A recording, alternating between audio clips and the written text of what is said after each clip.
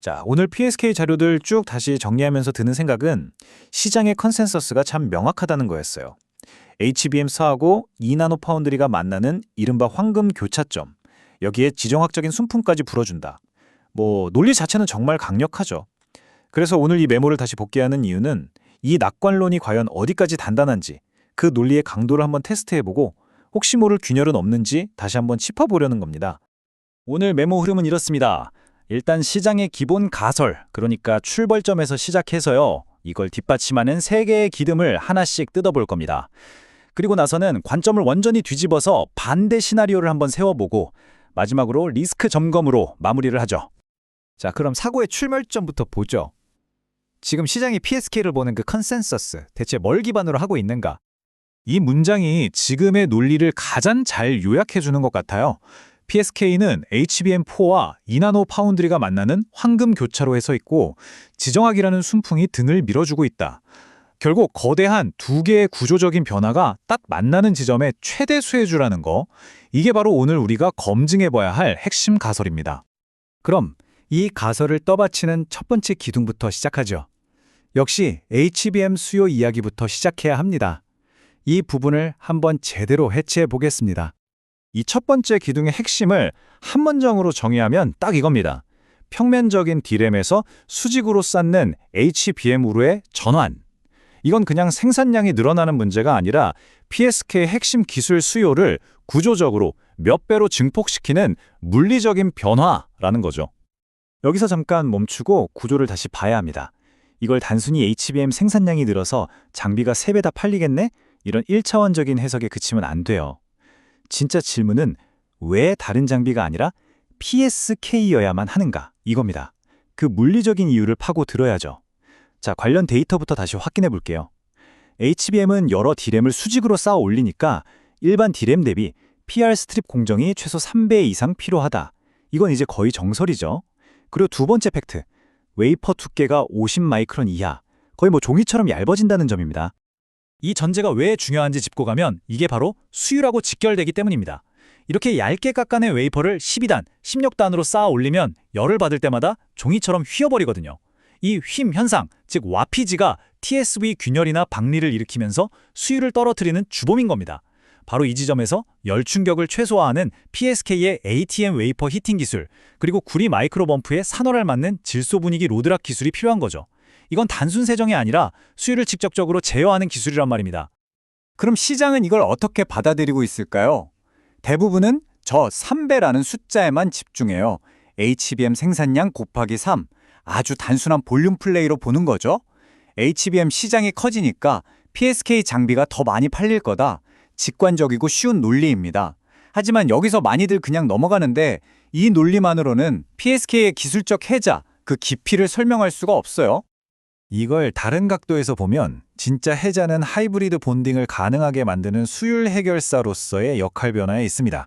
단순한 클리너에서 열 응력을 제어하는 솔루셔니스트로 역할이 바뀌는 거고, 이건 가격으로 쉽게 경쟁할 수 없는 고마진 기술 장벽이 되는 거죠. 바로 지금 이게 왜 중요하냐? HBM4가 16단으로 넘어가면서 이 휨 문제가 수율의 발목을 잡는 가장 큰 변수가 됐기 때문입니다. 기술의 난이도가 정확히 PSK의 강점 영역으로 들어오고 있다는 신호죠. 자, 그럼 두 번째 기둥으로 넘어가 보죠. 이건 기술이라기보다는 지정학이 만들어준 말 그대로 선물에 가까운 기회입니다. 공급망의 구조적인 재편이죠. 이 포인트도 한 문장으로 정의하면 아주 간단합니다. 미중 갈등이라는 지정학적인 변화가 세계 최대 파운드리인 TSMC의 PSK를 위한 자리를 그냥 강제로 만들어줬다는 겁니다. 여기서도 잠깐 멈추고 구조를 다시 봐야 합니다. 이건 PSK가 실력으로 뚫고 들어갔다기보다는 경쟁사가 밀려나면서 생긴 빈자리라는 점이 중요해요. 팩트를 다시 확인해보죠. TSMC 2나노 라인에서 중국계 자본 소유의 메센 테크놀로지가 배제되고 있습니다. 기술력이 아니라 소유 구조 때문이죠. 그리고 그 빈자리를 놓고 지금 PSK와 미국의 랩리서치, 일본의 히타치가 경쟁하는 구도인 거고요. 두 번째 데이터는 이 기회의 규모입니다. 메슨이 과거에 차지했던 저 37%의 점유율, 이게 지금 사실상 주인이 없는 상태로 공중에 뜬 겁니다. PSK 입장에서는 엄청난 규모의 즉각적인 매출 기회가 열린 셈이죠. 이 전제가 왜 중요한지 짚고 가면 이게 PSK가 메모리 중심 공급사라는 꼬리표를 떼고 최선단 로직의 핵심 파트너로 기업의 서사, 내러티브 자체를 바꿀 수 있는 절호의 기회이기 때문입니다. 아시다시피 로직향 장비사는 메모리향보다 훨씬 높은 밸류에이션 배수를 인정받잖아요. 이건 단순한 매출 증가 그 이상의 의미를 갖는 겁니다. 근데 시장은 메슨의 점유율이 그냥 그대로 PSK한테 자동 상속될 거라고 너무 쉽게 가정하는 경향이 있어요. 하지만 이걸 다른 각도에서 보면 이건 TSMC의 대만과 애리조나의 팹에 국한된 기회일 뿐 글로벌 시장 전체의 이야기가 아닙니다. 그리고 그 자리 하나하나를 놓고 절대 강자인 램리서치와 아주 치열한 가격, 성능 경쟁을 벌여서 이겨야만 차지할 수 있는 거죠. 바로 지금 TSMC의 2나노 투자가 본격화되는 이 시점에 이 빈자리를 누가 차지하느냐가 향후 5년간의 점유율 구도를 결정짓는 분기점이 될 겁니다. 그냥 주어지는 선물은 아니라는 거죠. 이제 세 번째 기둥입니다. 이건 PSK가 스스로의 역량을 증명해낸 이야기죠. 아주 확고한 독점 시장을 깨트리고 미래 성장의 발판을 직접 마련한 과정입니다. 이 세 번째 기둥도 한 문장으로 요약하면 이겁니다. PSK는 램리서치가 10년 넘게 독점하던 베베레처 시장에 성공적으로 진입하면서 높은 기술 장벽을 돌파할 R&D 역량과 법률 전략을 스스로 증명해 보였습니다. 여기서도 잠깐 멈추고 구조를 다시 보면 이건 그냥 신제품 하나 성공시켰다 이런 이야기가 아닙니다. 거대 기업의 독점을 깨는 플레이북을 완성했다는데 진짜 의미가 있는 거죠. 타임라인을 다시 한번 보죠. 2021년 제품 개발 이후 시작된 램리서치의 법적 공세에 맞서서 PSK는 2023년부터 체계적으로 램의 핵심 특허들을 한국 법원에서 무효화시켰습니다.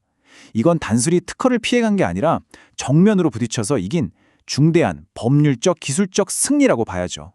이 전제가 왜 중요한지 짚고 가면 이건 PSK의 체급 자체가 달라졌다는 신호이기 때문입니다. 시장은 이걸 그냥 신규 매출이 좀 생기겠네 정도로 보지만 관점을 바꿔보면 그 이상의 가치가 보여요. 고마진 틈새 시장을 공략해서 성공하는 단연간의 전략 실행 능력을 입증한 것이고 이 성공 경험은 훨씬 더 큰 시장인 메탈에처 도전을 위한 아주 중요한 플레이북이 됩니다. 이 성공 방정식의 가치는 베벨에처 매출 그 이상이라는 거죠. 좋습니다. 지금까지의 낙관론, 일단 전부 뒤집어보죠. 만약에 이 해석 자체가 근본적으로 틀렸다면 어떨까요? 처음부터 곰의 시각, 그러니까 비관론자의 시각으로 논리를 한번 따라가 보겠습니다. 이 비관론의 핵심은 이겁니다. TSMC가 PSK를 기술적 우위에 있는 전략적 파트너로 선택한 게 아니다. 그저 기존의 주력 공급사인 램리서치의 가격을 깎기 위한 레버리지 벤더로 활용하고 있을 뿐이다. 즉, 기술 파트너가 아니라 협상용 카드라는 해석이죠. 그리고 이 슬라이드가 그 동기를 아주 명확하게 보여줍니다. 2나노 웨이퍼 한 장 가격이 3만 달러에 육박하는데 원가의 3분의 2 이상이 장비 감가상각비예요. TSMC가 마진을 지키려면 장비 가격을 후려치는 게 가장 효과적이란 말입니다. 이때 램, 니네가 가격 안 깎아주면 우리 PSK 쓸 거야 라고 말할 수 있는 그 협상 카드, 그게 바로 PSK의 역할이라는 겁니다. 이 시나리오가 맞다면 PSK는 대규모 수주를 받는 게 아니라 아주 변동성 크고 마진 낮은 물량만 받게 될 수도 있습니다. 자, 이렇게 강세론과 약세론을 모두 점검했으니까 마지막으로 아직 남아있는 불확실성, 그러니까 운영상의 리스크들을 체계적으로 정리하고 넘어가겠습니다. 크게 세 가지 핵심 리스크가 보입니다. 첫째, 지정학적 역풍, 순풍인 줄 알았던 지정학이 오히려 역풍이 될 수도 있다는 거죠. PSK 장비에 들어가는 미국산 부품 때문에 대중국 수출길이 막힐 수 있다는 FDPR 리스크입니다.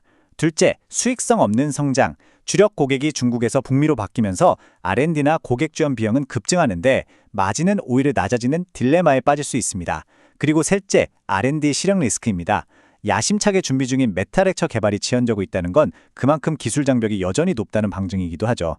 그래서 오늘 메모를 정리하면서 남는 가장 중요한 질문은 이겁니다. PSK가 이런 시장 변화의 전술적 수혜자에서 멈출 것인가? 아니면 2나노 시대를 위한 진정으로 대체 불가능한 기술 파트너로 전환할 수 있을 것인가? 결국 이 순풍을 지속 가능하고 마진 높은 지위로 굳힐 수 있느냐? 아니면 거인들 사이에 낀 시케리컬 플레이어로 남느냐? 이게 우리가 앞으로 계속 지켜봐야 할 변수입니다. 공개 자료 기준의 해석이며 최종 판단은 투자자 본인의 몫입니다. 주식 비서 론이었습니다. 성투하세요.